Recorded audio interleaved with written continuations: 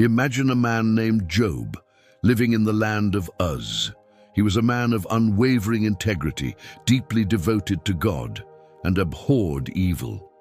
He was blessed with a large family, 7 sons and 3 daughters, and immense wealth, owning thousands of sheep, camels, oxen, and donkeys, along with countless servants. Job was, in fact, the most prominent figure in all the East. His sons often held feasts in their homes, always including their sisters in the festivities. After each gathering, Job would rise early and offer sacrifices for each of his children, concerned that they might have unknowingly sinned or harbored ill thoughts towards God. He maintained this ritual constantly, diligently seeking to keep his family pure before the Almighty. Before we dive into this captivating story of faith and perseverance, take a moment to like this video and subscribe to our channel. Your support helps us bring more inspiring content your way. Now, let's explore the remarkable tale of Job. 1 day, when the angels gathered before the Eternal, Satan, the accuser, appeared among them. The Eternal inquired, "Where have you been, Satan?" Satan replied, "I've been roaming the earth, observing all that transpires." The Lord then challenged him, "Have you noticed my servant Job? There's no one like him, so honest, true to his word, completely devoted to me, and a hater of evil." Satan scoffed, "You think Job is good out of pure goodness? No one is that. Selfless, you protect him, care for his family and his wealth, and bless everything he does. Of course he'd be faithful, but what if you took everything away from him? I guarantee he'd curse you to your face." The Lord responded, "Very well then, you may do as you wish with all he possesses, but you must not harm him personally." So Satan departed from the Lord's presence. Not long after, as Job's sons celebrated, at their eldest brother's house, a messenger rushed to Job with terrible news. "The Sabaeans attacked while your oxen were plowing and your donkeys were grazing. They stole the animals and slaughtered all the workers. I alone escaped to tell you." Before he finished, another messenger arrived, crying, "Lightning struck your sheep and shepherds, consuming them entirely. I alone survived." As if that weren't enough, a third messenger burst in. "3 bands of Chaldeans raided your camels and massacred your laborers. I alone am left."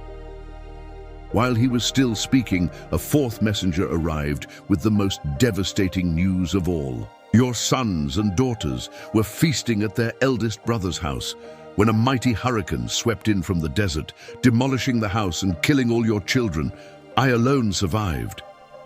Job rose, tearing his robes and shaving his head. In grief, he fell to the ground in worship, proclaiming, "Naked I came from my mother's womb, and naked I will return to the dust. The Eternal gives, and the Eternal takes away. May the name of God be praised forever."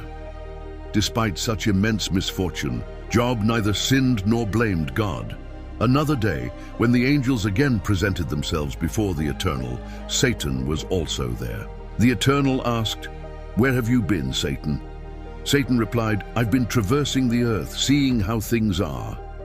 The Eternal then said, "There is no one like Job. He's honest, true to his word, completely devoted to God, and hates evil. He's so upright, you even tried to destroy him, but it didn't work." Satan retorted, "A man will do anything to save his own life. What if you took his health? He would surely curse you to your face." The Eternal replied, "Very well then, you can do whatever you want to him, but you must not take his life." Satan left the Eternal's presence and afflicted Job with a terrible disease, covering him with painful sores from head to toe. The itching and agony were so severe that Job took a piece of broken pottery to scrape himself as he sat in the ashes. His wife, distraught, urged him, "Are you still clinging to your integrity? Curse God and just end it." But Job replied, "You speak like a foolish woman. We accept good things from God.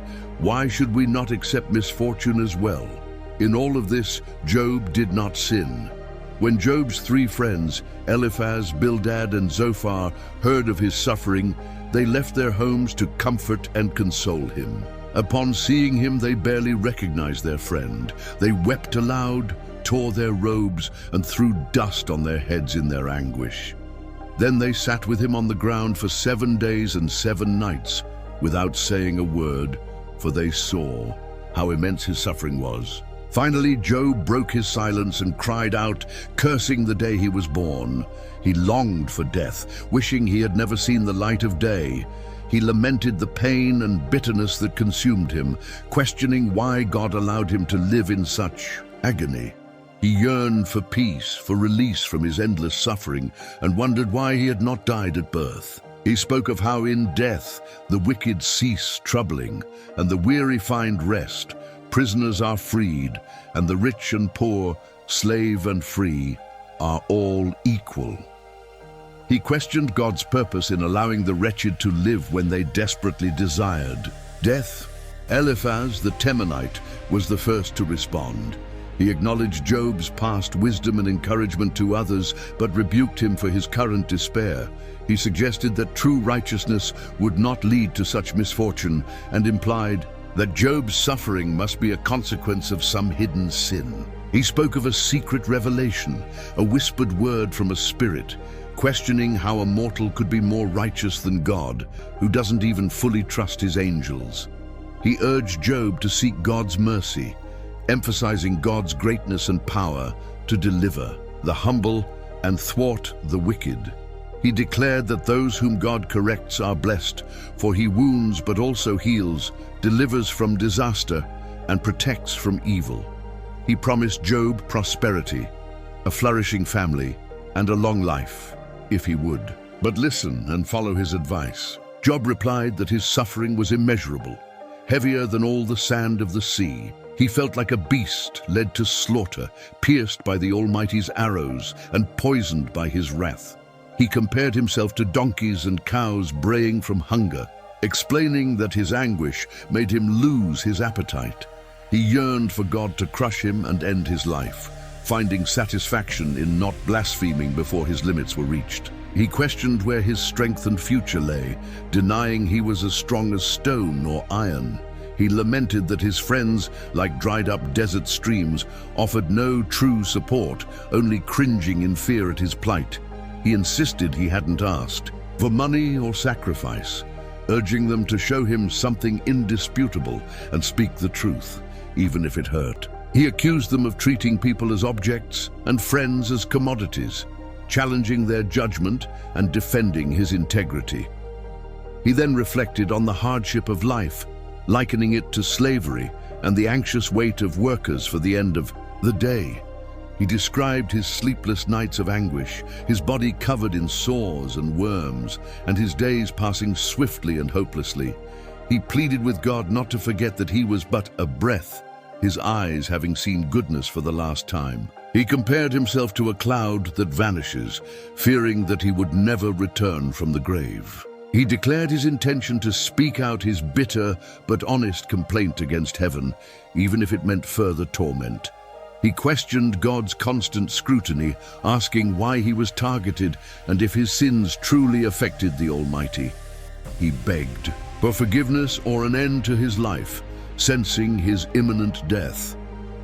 Bildad the Shuhite then spoke, accusing Job of talking nonsense and implying that God does not make mistakes. He suggested that Job's children must have sinned to receive such punishment. He urged Job to kneel before the Almighty, promising restoration if Job was truly innocent and righteous. He encouraged Job to learn from their ancestors' wisdom, comparing fleeting human life to plants that wither without sustenance, much like those who forget God. He asserted that God cannot reject the good and will restore Job's joy, while his enemies will face trouble. Job replied that he knew all this, but the core question remained: how could a mere mortal truly be righteous in God's eyes? He acknowledged God's immense wisdom and power, how he shakes mountains, controls the sun and stars, and performs countless miracles. He felt that God's presence was silent yet real, and that no one could stop him or question his actions. He despaired of arguing his case, believing that even if innocent, he would only incriminate himself further. He saw no difference between good and evil being destroyed by God, who remained insensitive to the despair of the innocent while allowing the wicked to flourish. He lamented his short, joyless life, slipping away like a swift ship, his misfortunes eating away at him despite his attempts to smile. He felt already declared guilty, with no relief or peace in sight, and wished for an arbitrator to mediate between him and God, to free him from terror so he could speak boldly. He declared he could no longer bear his life, pouring out every complaint and bitterness of his soul. He prayed for God to declare the charge against him, questioning why God tormented him after creating him, and whether God saw as mortals did or was limited by time. He pleaded for God to cease searching for his guilt, reminding him that he knew Job was innocent and that no one could help him. He recalled his formation from clay, lamenting that God would now break him. He described the miracle of his conception and life, questioning why God now relentlessly pursued him with new witnesses and increasing anger. He wished he had never been born, asking for a moment's respite before his inevitable death and burial. In the darkness of the grave, Zophar the Naamathite then spoke, rebuking Job for his multitude of words and uncalled for speech. He accused Job of trivializing spiritual matters and speaking nonsense, claiming Job's words betrayed his guilt. He sarcastically asked if Job was born before the mountains or knew everything, implying that Job lacked the wisdom of his friends, who were older and closer to God's promises. He challenged Job to explain God's mysteries, stating that God was far higher and deeper than human comprehension. He warned that if God ordered Job arrested, no one could stop him, for God sees through lies and recognizes evil. He declared that only a foolish person would remain ignorant, urging Job to open his heart, ask God for help, and wash away his sin. If Job would do so, he would walk without shame or fear, forget his troubles, and enjoy security and hope, while the wicked would have no hope but certain death. Job then retorted that his friends spoke like experts, as if wisdom would die with them. He asserted that he knew all they knew and was not inferior. He declared his intention to present his case directly to the Almighty, accusing his friends of humiliating him with lies and being worthless charlatans who should simply keep quiet. He challenged them to consider his perspective, questioning why they lied in God's name and took sides with him, as if God needed their defense. He warned them that God would intervene if he found bias in their testimony, reminding them of God's splendor and their fear of lying before him. He dismissed their statements as empty wisdom, prepared to face any consequences for speaking his mind. He affirmed his trust in God even if he killed him, determined to defend his innocence to the end, confident that no wicked person would dare appear before God.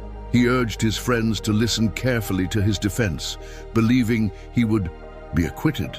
He then made 2 requests of God to remove his afflictions and to speak directly to him so he could answer. He asked God to reveal the charges against him, questioning why God hid and treated him as an enemy, kicking him like an old tin can or a dead dog. He acknowledged that God had a long list of his youthful mistakes, chaining him and watching his every move. He mused on man's fragility, short life, and anguish, comparing it to a fading flower or a fleeting shadow. He questioned why God wasted time on such an insignificant being, dragging him to court and expecting anything from humanity. He lamented man's limited lifespan, wishing for a brief rest before death. He contrasted man's fate with that of a tree, which can sprout again even after being cut down, while man dies and never returns. He wished God would bury him and forget him for a while, setting a time to remember him again. He questioned if man dies, will he live again? He expressed his longing for deliverance, for God to call him, promising to answer. He hoped God would watch his every step but not count his errors, tying up his sins in a sack and casting them into the sea. Yet he despaired that just as mountains crumble and rocks shift, man's hope is reduced to dust. He concluded that God is too great for them, always having the last word, and that they must endure their own pain and suffering without knowing the fate of their children. And so, Job's ordeal continued, a testament to the depths of human suffering and the unwavering nature of faith. His friends, in their limited understanding, sought to explain his pain through earthly logic, while Job grappled with the unfathomable ways of the Almighty. But even in his darkest hour, Job held on to a glimmer of hope, a desperate longing for justice and understanding from the very God who seemed to have forsaken him.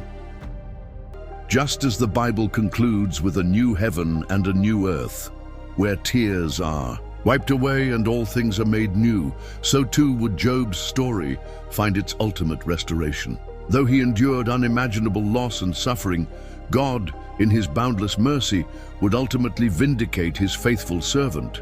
Job's afflictions would pass, his health would be restored, and his family and wealth would be doubled. His story stands as an eternal promise that even in the face of overwhelming darkness, God's steadfast love endures, and those who trust in him, even when they cannot understand, will ultimately witness his glorious triumph over all sorrow and despair. Like the final triumph over evil, sickness, and death described in Revelation, Job's end proclaims a future where all wrongs are righted, and the faithful are eternally blessed in the presence of the divine. Job's story challenges us deeply. It reminds us that sometimes life throws us curveballs, even when we feel we've done everything right. We might face loss, pain, or confusion, and those around us with good intentions might offer explanations that simply don't fit. But Job's unwavering commitment to God, even in his profound suffering, points to something powerful. It's not about understanding every why or getting a perfect explanation. It's about holding on to hope when everything else crumbles. So, for you, listening right now, what are you clinging to? What challenges are making you question everything? Perhaps it's time to shift your focus from what you've lost or what you don't understand to the unwavering truth of something greater than yourself. Just as the Bible promises a complete restoration, your journey too holds the potential for profound renewal. Will you dare to believe that even in the storm, there is a promise of peace and ultimate triumph?